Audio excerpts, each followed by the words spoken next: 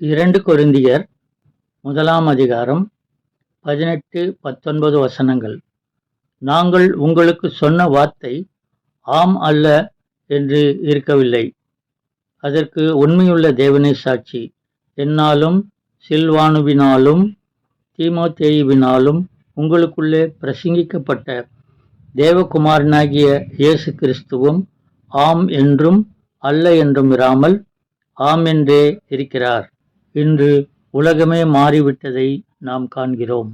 ஆனால் இயேசு கிறிஸ்து நேற்றும் இன்றும் என்றும் மாறாதவராயிருக்கிறார். இனி எப்படி வாழப்போகிறோம் என்ற நினைவில் இருந்தபோது இயேசுவின் வார்த்தைகளே நம்மை தேற்றினது.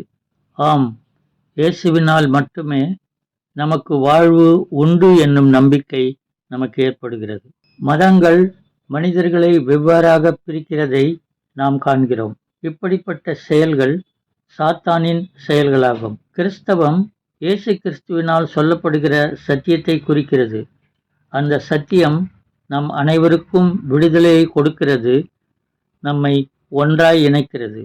மதங்களிலிருந்து நம்மை பிரித்து நாம் அனைவரும் கர்த்தரால் படைக்கப்பட்டவர்கள், இனம், மதம், நிறம், ஏழை பணக்காரன், உயர்ந்தவன் தாழ்ந்தவன், பலமுள்ளவன் பலவீனன் என்பன போன்றவைகளை களைந்து கிறிஸ்துவின் சமநிலை பிரமாணத்தின்படி நாம் அனைவரும் எல்லாவற்றிலும் சமமாயிருக்கிறோம், ஒன்றாயிருக்கிறோம் என்பதை போதிக்கிறது.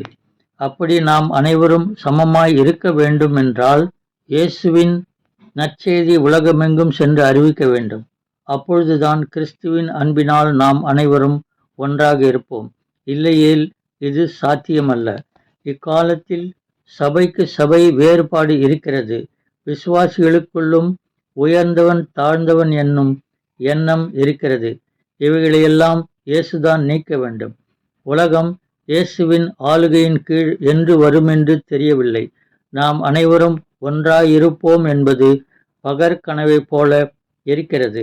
நாம் அனைவரும் ஒன்றாய் இருக்க வேண்டுமென்றால் இயேசுவின் உபதேசத்தை கை கொண்டு உண்மையாய் அவரை பின்பற்றினால் ஜாதி, இனம், மதம், வேற்றுமை ஆகியவைகளை களைந்து நாம் ஒன்றாய் இருக்கலாம்.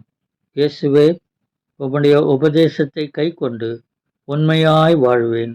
என்னை உம்முடைய வழியிலே நடத்தும், ஆசீர்வதியும். ஆமென்.